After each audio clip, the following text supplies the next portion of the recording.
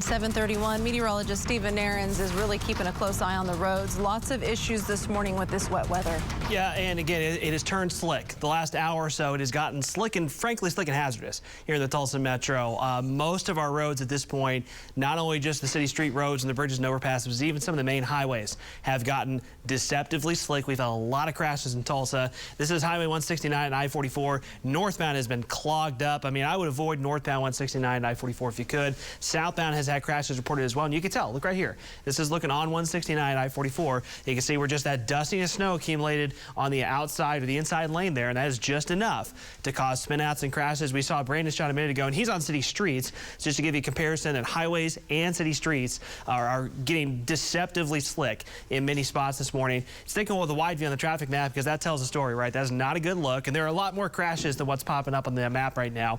So if you have to travel the next about hour or so for morning rush hour, you got to use a lot of caution. We're in the upper 20s in the Tulsa Metro, so that means anything that looks, at this point, anything that looks wet, you got to assume it's slick and icy. So please be careful. Well, currently, Owasso is a 22-minute drive to downtown. Clarimore's 28 minutes, and Skytook is 22 minutes.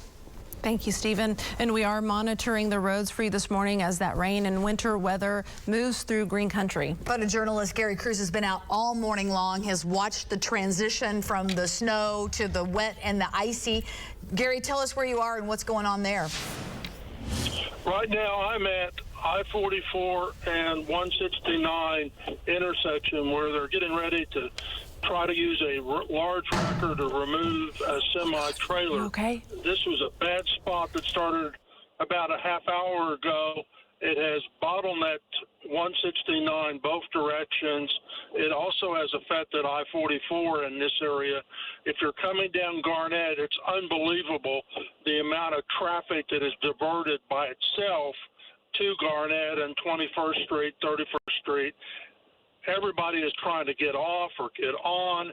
It's just to be categorized as a gigantic mess right now.